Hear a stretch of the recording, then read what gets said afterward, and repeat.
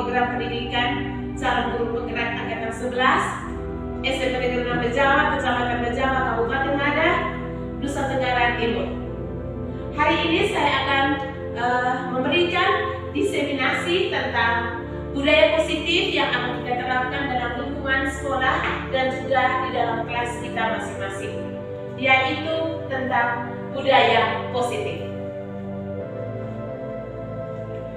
Budaya positif merupakan perwujudan dari nilai-nilai atau keyakinan universal yang diterapkan di sekolah. Tujuannya agar dapat melaksanakan semua kegiatan pembelajaran atau program pendidikan yang terjadi di sekolah kita dengan nyaman, baik bagi siswa maupun bagi para guru. Selanjutnya, kita perlu mengetahui konsep inti budaya positif. Saya lihat di sini teman-teman, konsep inti budaya positif. Yang pertama, perubahan paradigma belajar. Yang kedua, disiplin positif. Yang ketiga, nilai kebajikan universal. Yang keempat, kebutuhan dasar manusia. Yang kelima, motivasi perilaku manusia. Yang keenam, posisi kontrol guru. Yang ketujuh, keyakinan kelas. Dan yang kedelapan, segitiga restitusi. Baik teman-teman, kita mulai dengan konsep yang pertama, yaitu paradigma baru dalam pembelajaran. Pembelajaran dengan paradigma baru merupakan pembelajaran yang dirancang berdasarkan prinsip pembelajaran berdiferensiasi, sehingga siswa belajar sesuai kebutuhannya berdasarkan tahap perkembangan sesuai teori psikologi modern dari stimulus respon ke teori kontrol untuk mewujudkan profil pelajar Pancasila. Dan teman-teman sekarang kita terapkan melalui kurikulum merdeka itu, kita hendaknya bisa menerapkan prinsip pembelajaran berdiferensiasi. Artinya, setiap peserta didik hendaknya diberikan pembelajaran sesuai dengan kebutuhan, minat, dan bakat mereka masing-masing. Yang kedua, kita juga perlu mengetahui yang namanya miskonsepsi teori kontrol. Ada ilusi yang mengatakan guru mengontrol murid. Ada pula ilusi yang mengatakan bahwa semua penguatan positif, efektif, dan bermanfaat. Ilusi bahwa kritik dan membuat rasa bersalah mampu menguatkan karakter. Ilusi bahwa orang dewasa berhak memaksa.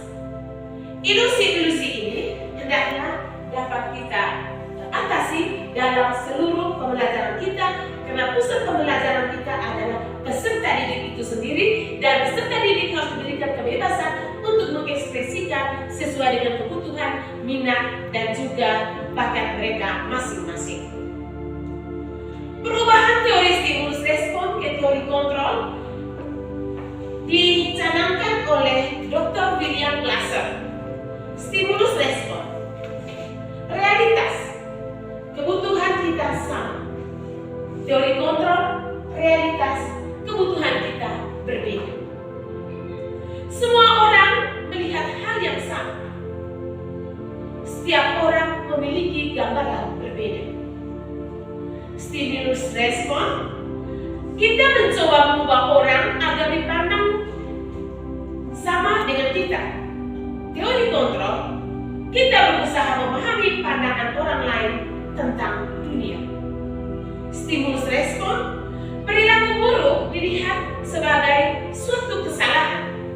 Teori kontrol, semua perilaku memiliki tujuan. Stimulus respon, orang lain bisa mengontrol saya. Teori kontrol, hanya Anda yang bisa mengontrol diri Anda. Stimulus respon, saya bisa mengontrol orang lain. Teori kontrol, Anda tidak bisa mengontrol orang lain. Stimulus respon, pemaksaan ada pada saat rujukan gagal. Teori kontrol, kolaborasi dan konsensus berupa menciptakan pilihan-pilihan baru. Jadi teman-teman, dari stimulus respon kita bisa melihat bahwa ada sebuah ketimpangan, dan yang harus kita junjung tinggi adalah yang namanya teori kontrol, sehingga peserta didik ataupun lingkungan sekolah kita ini bisa menjadi nyaman dan semua kita melaksanakan kegiatan pendidikan dan pembelajaran. Yang berikut, disiplin positif.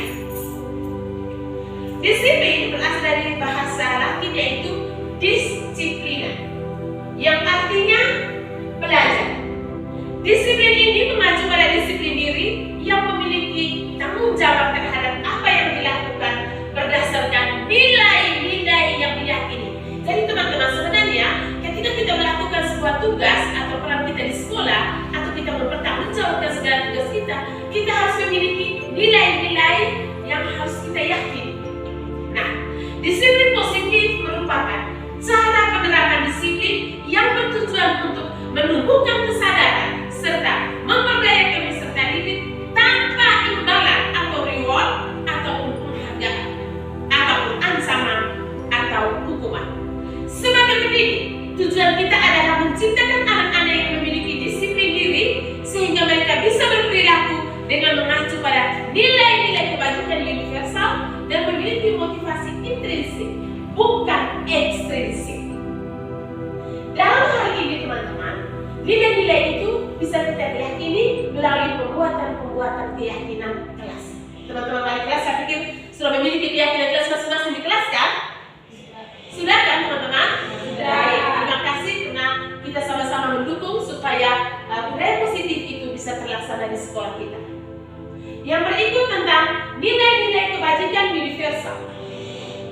Nilai-nilai kebajikan adalah sifat-sifat positif yang manusia yang merupakan tujuan mulia yang ingin dicapai setiap individu. Nilai-nilai ini merupakan payung besar dari sikap dan perilaku kita, atau nilai-nilai ini merupakan fondasi kita berperilaku. Contohnya nilai profil belajar Pancasila.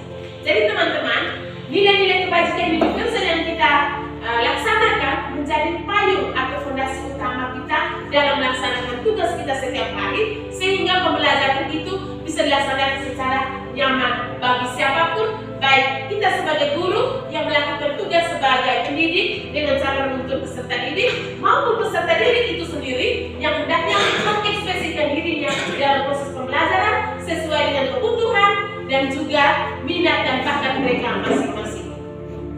Selanjutnya kita masuk pada kebutuhan dasar manusia. Kebutuhan dasar manusia adalah segala sesuatu yang kita lakukan untuk mendapatkan apa yang kita inginkan. Seluruh tindakan kita memiliki tujuan tertentu dan semua usaha terbaik yang kita lakukan adalah dalam rangka memenuhi kebutuhan dasar kita. Untuk kebutuhan dasar manusia kita bisa lihat di sini.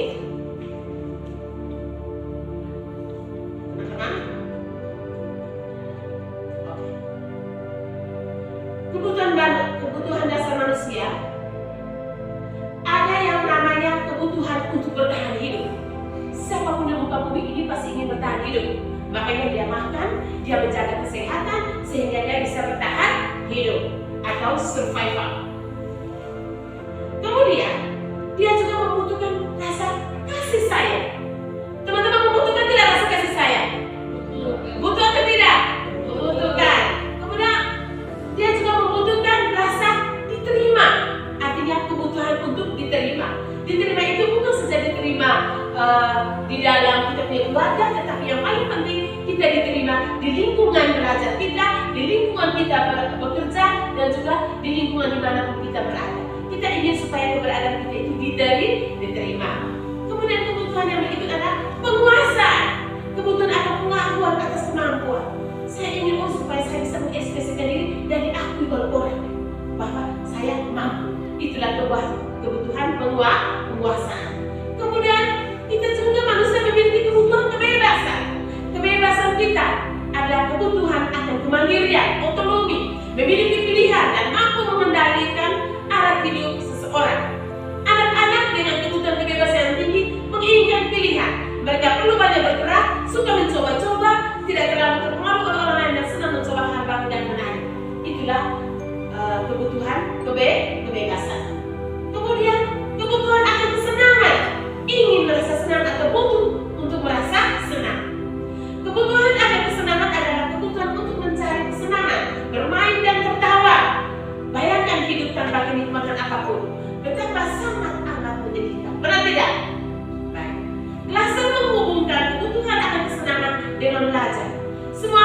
dengan tingkat intelijensi tinggi, anjing misalnya lumba-lumba, primata dan lain, mereka bermain. Saat mereka bermain, mereka mempelajari keterampilan hidup yang penting. Manusia tidak berbeda. Anak-anak dengan kebutuhan dasar kesenangan yang tinggi biasanya ingin menikmati apa yang dilakukan. Mereka juga bisa berkonsentrasi tinggi saat mengerjakan hal-hal yang mereka inginkan atau mereka senangi. Mereka juga suka permainan dan suka mengoleksi barang, suka bergurau, suka melucu, dan suka menggemaskan. Bahkan saat mereka bertingkah laku buruk, mereka masih terlihat lucu. Itulah kebutuhan akan kesenangan. Baik teman-teman, kita kembali ke sini. Selanjutnya, 5 kebutuhan dasar manusia. Oke, sudah saya jelaskan tadi. Selanjutnya adalah motivasi perilaku manusia. Setiap manusia dalam menjalankan tugas tentunya ada perilaku-perilaku yang dia tunjukkan. Dan yang dimaksudkan di sini adalah perilaku dari peserta didik. Teman-teman, motivasi perilaku manusia itu ada 3. Yang pertama, untuk menghindari ketidaknyamanan atau hukuman. Yang kedua, untuk mendapatkan imbalan atau penghargaan dari orang lain. Kemudian, untuk menjadi orang yang mereka inginkan dan menghargai diri sendiri dengan nilai-nilai yang mereka percaya. Satu pertanyaan saya untuk teman-teman, untuk bagian motivasi perilaku manusia ini, mana di antara 3 ini yang cocok untuk siswa, yang perlu kita pupuk di dalam perilaku siswa? Silakan. Yang berapa? Tepuk salut untuk kita semua. Salut, salut. Salut, salut. Salut. Karena dimotivasi yang pertama dan kedua itu menunjukkan bahwa dia melakukan sesuatu hanya sekedar untuk mendapatkan imbalan, reward, atau juga dia takut kena hukuman, seberapa halus cubit. Jadi yang paling penting adalah dia ingin menjadi orang yang mereka inginkan dan menghargai diri sendiri dengan nilai-nilai yang mereka percaya. Itu yang namanya motivasi intrinsik dari dalam diri mereka sendiri. Mereka ingin memperdayakan diri mereka sendiri. Selanjutnya kita masuk pada hukuman, konsekuensi, dan restitusi. Hukuman adalah sesuatu yang tidak terencana, tiba-tiba muncul, tidak dilibatkan, tidak tahu yang akan terjadi. Bersifat satu arah, berupa hukuman fisik dan psikis. Ini yang selama ini kadang-kadang kita buat, teman-teman, yang kita sering sangat marah lalu memberi hukuman. Konsekuensi terencana dan sudah disepakati sesuai aturan. Murid dibuat tidak nyaman, guru selalu memonitor murid. Benar. Yang ketiga, restitusi. Proses menciptakan kondisi bagi murid untuk memperbaiki kesalahannya. Proses kolaboratif yang mengajarkan siswa menemukan solusi sendiri. Mana yang paling baik untuk kita terapkan, teman-teman? Antara hukuman, konsekuensi, dan restitusi?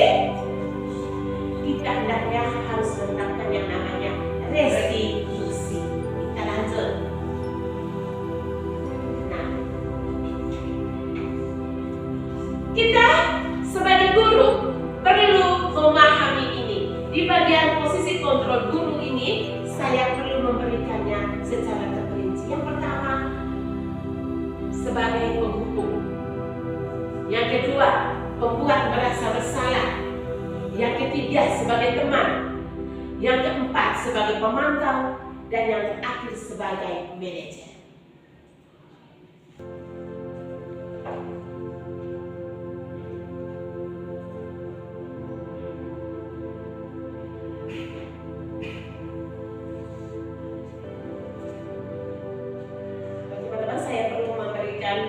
Secara terperinci tentang posisi kontrol ini lebih penting untuk kita. Dian Dosen dalam bukunya Restoration School Discipline tahun 1998 mengemukakan bahwa guru perlu meninjau kembali penerapan disiplin di dalam ruangan-ruang kelas mereka selama ini. Apakah telah efektif? Apakah berpusat, memerdekakan, dan memandirikan murid? Bagaimana dan mengapa? Melalui serangkaian riset dan berdasarkan pada teori kontrol Dr. William Glasser tadi yang saya sampaikan, dosen berkesimpulan ada 5 posisi kontrol yang diterapkan seorang guru, orang tua, ataupun atasan dalam melakukan kontrol. Kelima posisi kontrol tersebut adalah penghukum, pembuat rasa bersalah, teman, pemantau, dan manajer. Mari kita tinjau lebih lanjut. Yang pertama sebagai penghukum. Seorang penghukum bisa menggunakan hukuman fisik maupun verbal. Orang-orang yang menjalankan posisi penghukum senantiasa mengatakan bahwa sekolah memerlukan sistem atau alat yang dapat lebih menekan murid-murid lebih dalam lagi. Guru-guru yang menerapkan posisi penghukum akan berkata seperti ini: "Patuhi aturan saya," atau "Awas kamu. Kamu selalu saja salah. Pasti selalu yang terakhir selesai." Guru seperti ini senantiasa percaya hanya ada satu cara agar pembelajaran bisa berhasil, yaitu caranya dia sebagai seorang penghukum. Yang kedua, membuat merasa bersalah. Pada posisi ini, biasanya guru akan bersuara lebih lembut. Membuat rasa bersalah akan menggunakan keheningan yang membuat orang lain merasa tidak nyaman, bersalah, atau rendah diri. Kata-kata yang keluar dengan lembut akan seperti ini: "Ibu sangat kecewa sekali dengan kamu. Berapa kali Papa harus memberitahu kamu ya?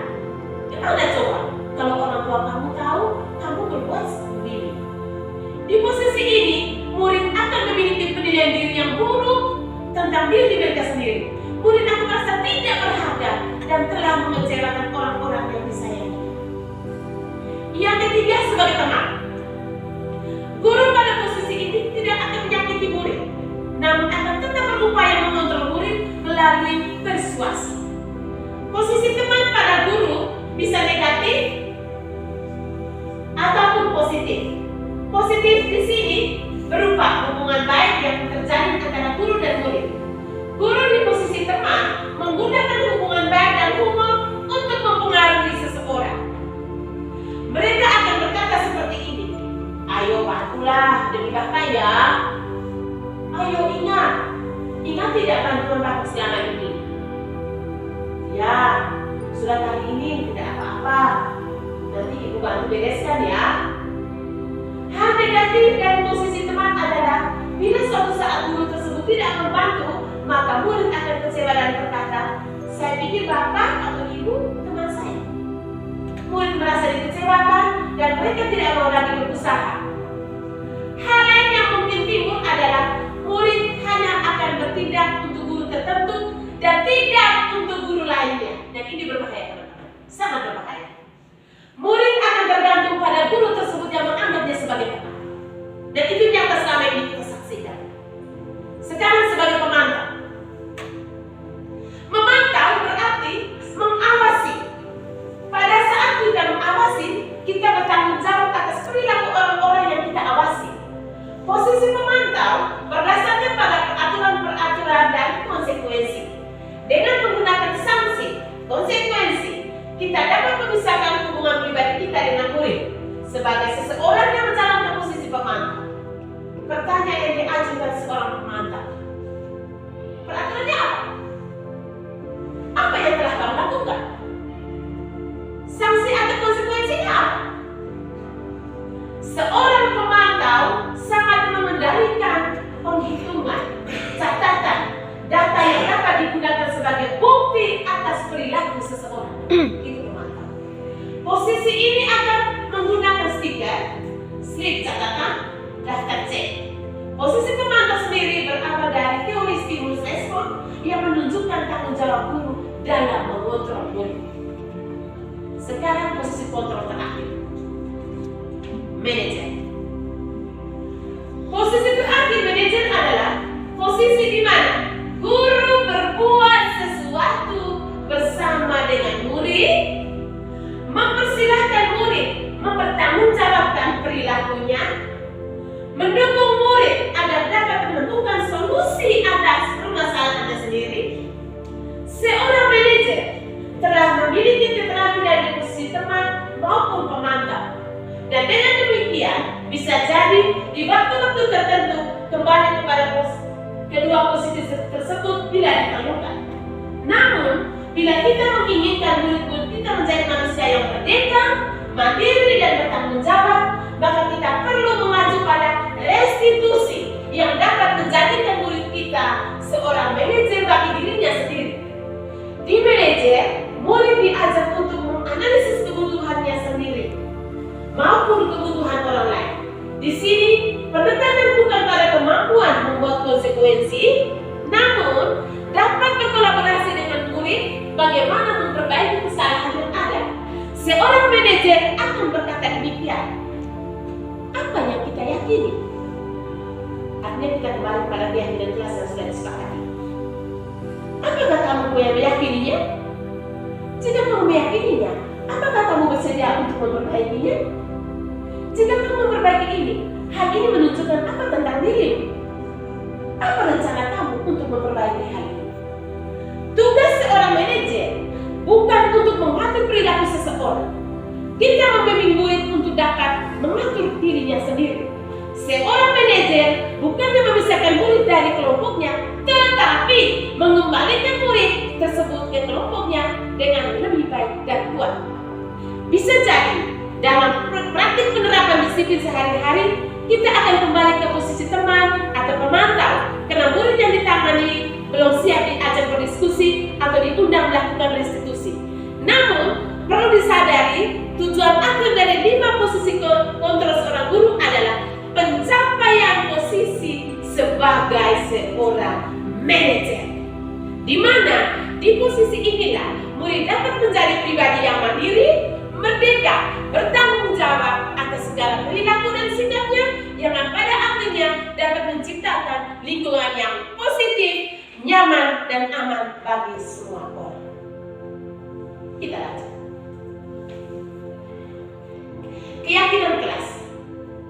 Keyakinan kelas merupakan nilai-nilai kebajikan universal yang disepakati secara tersirat dan tersurat, lepas dari latar belakang suku, negara, bahasa maupun agama. Selain itu, keyakinan kelas menekankan terkait nilai-nilai kebajikan pada keyakinan seseorang untuk lebih memotivasi seseorang mulai dari dalam diri.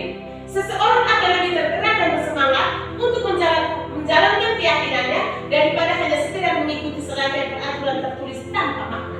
Oleh karena itu, keyakinan kelas hendaknya dibuat antara peserta didik dan guru, sehingga semua secara leluasa, secara fleksibel bisa melaksanakannya. Murid-murid pun demikian. Mereka perlu mendengarkan dan memahami arti sesungguhnya tentang peraturan-peraturan yang diberikan. Apa nilai-nilai kebajikan di balik peraturan tersebut? Apa tujuan utamanya? Dan menjadi tidak tertarik atau takut sehingga sekedar mengikuti serangkaian peraturan-peraturan yang mengatur mereka tanpa memahami tujuan mulianya. Jadi yang paling penting mereka dilibatkan sehingga mereka bisa melihat nilai-nilai apa yang mereka kembangkan dan apa yang mereka bisa petik dari keyakinan-keyakinan kelas. Dengan demikian, proses pembelajaran ataupun segala kegiatan program pendidikan kita bisa terlaksana dengan baik dan nyaman. Baik, teman-teman, kita lanjut. Keyakinan kelas bersifat lebih abstrak daripada peraturan yang lebih rinci dan konkret. Keyakinan kelas berupa pernyataan-pernyataan universal. Pernyataan keyakinan kelas nantiasa dibuat dalam bentuk positif. Dan teman-teman, kata jangan, dilarang tidak boleh dipakai. Misalnya, dilarang membuang sampah sembarangan. Kita harus menggunakan kata buanglah sampah pada tempatnya. Bisa dipahami teman-teman ya? Keyakinan kelas sebenarnya tidak terlalu banyak sehingga mudah diingat dan dipahami oleh semua warga kelasnya. Keyakinan kelas sebagai sesuatu dapat diterapkan di lingkungan tersebut. Semua warga kelas hendaknya ikut berkontribusi dalam pembuatan keyakinan kelas lewat kegiatan curhat pendapat. Bersedia meninjau kembali keyakinan kelas dari waktu ke waktu. Yang terakhir, segitiga restitusi.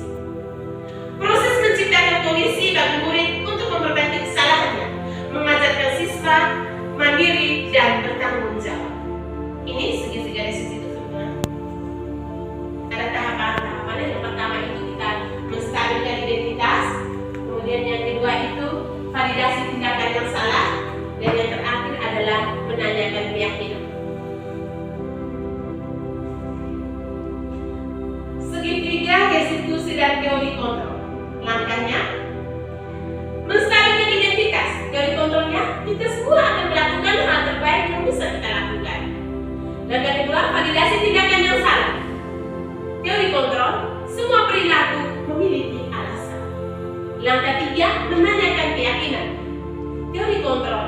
kita semua memiliki motivasi internal.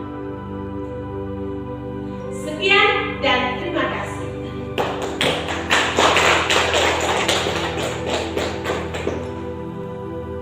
Selamat pagi anak-anak. Pagi, Bu. Apa kabar hari ini? Baik, Bu. Baik dan luar biasa hebat. Ulang. Baik dan luar biasa hebat. Kita ulangi. Apa kabar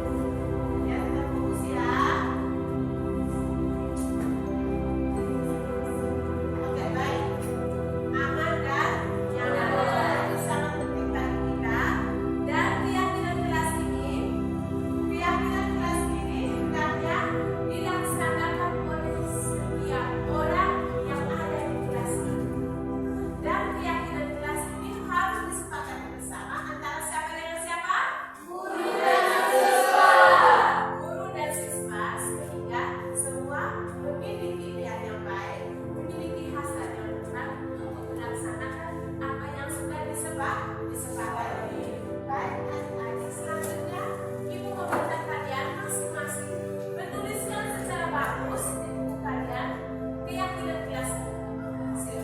Tulis dengan huruf yang bagus di bukumu sehingga mudah diingat dan dipahami lalu diterapkan atau dilaksanakan. Silakan tuliskan.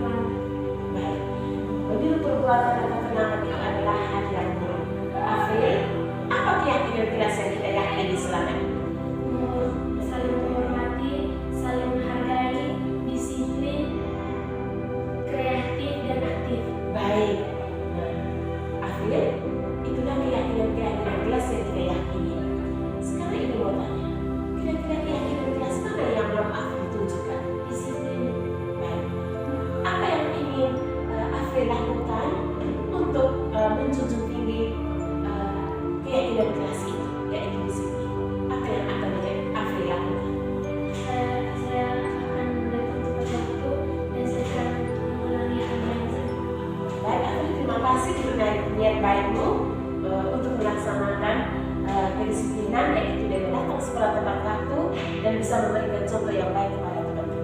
Terima kasih, Akhil. Selamat pagi, perkenalkan nama saya Mani Afrila Lucy, biasa disapa Afril. Saya siswa dari SMP Negeri 6 Bajawa. Sekarang saya duduk di kelas 9C.